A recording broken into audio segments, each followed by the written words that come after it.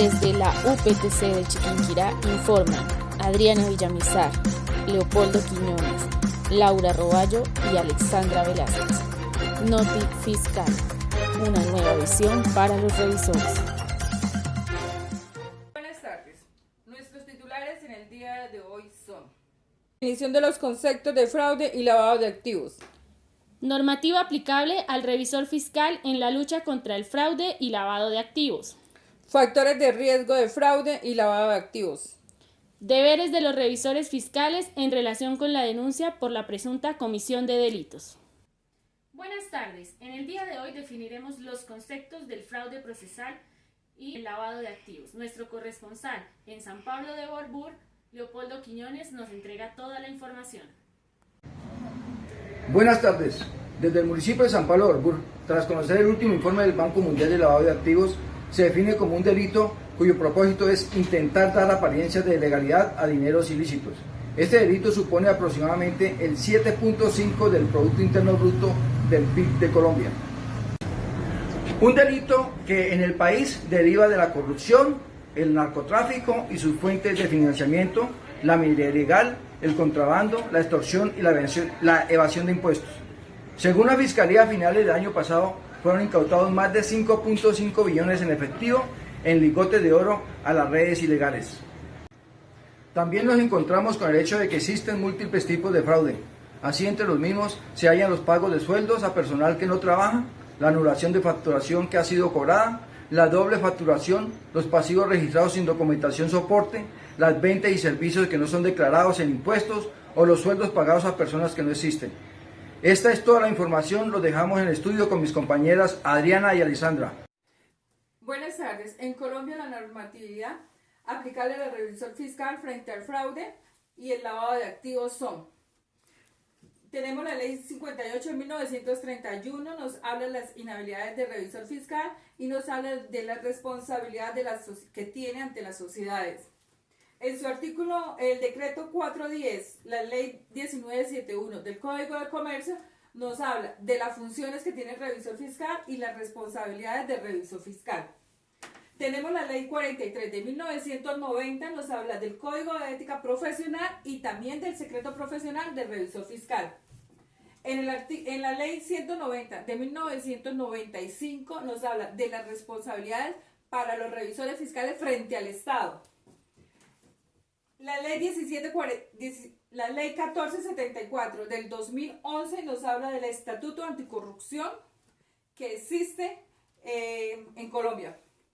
La ley 1762 del 2015 nos habla del reporte de las operaciones sospechosas que hay en la corrupción. Tenemos también que nos rige la ley 1778 del 2016. Esta ley nos habla de la obligación de denunciar los actos de corrupción. También contamos con las NIAs. Las NIAs tenemos la 240 que nos habla de las responsabilidades frente a los fraudes.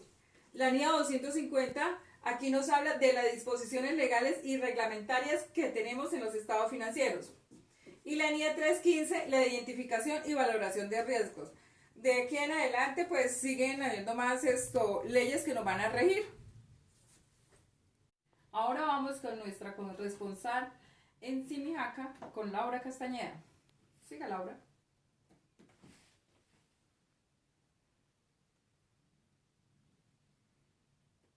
Buenas tardes. En las últimas noticias se nos informa que el revisor fiscal debe presentar atención a las siguientes señales de alerta.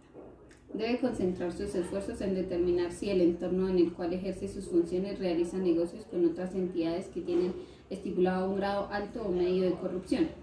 Por otra parte, debe dar mayor atención a aquellos sectores que históricamente han demostrado ser los que tienen un mayor grado de riesgo al soborno. El revisor debe estar atento a la utilización innecesaria e injustificada de intermediarios para realizar las actividades de sociedad, como podría ser la creación de sociedades subordinadas, contrataciones complejas que no tengan un propósito claro.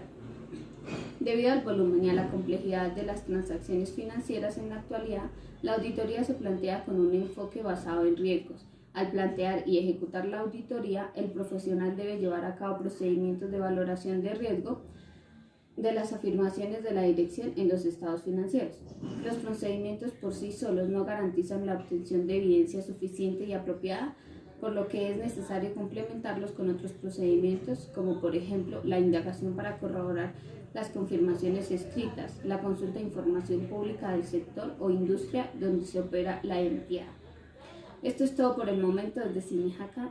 Informa para Notifiscal Laura Castañeda. Muchas gracias, Laura.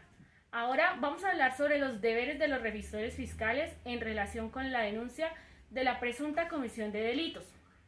El artículo 32 de la Ley de 1778 del año 2016 advierte que se debe denunciar ante las autoridades penales, disciplinarias y administrativas los actos de corrupción, la presunta realización de un delito contra la administración pública, un delito contra el orden económico y social y un delito contra el patrimonio económico que hubiere detectado en el ejercicio de su cargo el revisor fiscal. En ese sentido, cuando el revisor fiscal advierta la presunta comisión de un delito o de un soborno o de un lavado de activos, debe realizar la denuncia correspondiente.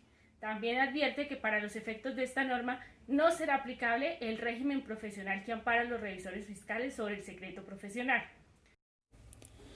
Según el portal Web News, Colombia en el año 2019 ocupó el primer lugar entre 73 países como el país más corrupto que podía tener.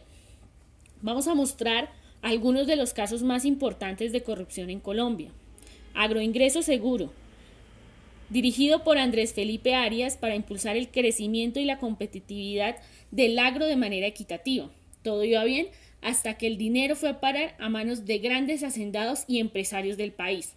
Este fraude le hizo perder a los colombianos 12.000 millones de pesos. Adriana, se requiere contar con experiencia para poder ser un revisor fiscal y evitar delitos de corrupción y delitos de lavado de activos. Listo, Alexandra. Entonces, y confirmar su independencia y no dejar comprometer su profesión. Compañeros, esto fue todo en Noticias de Notifiscal el día de hoy. Gracias, compañeros. Muy buenas noches. Profesora, gracias.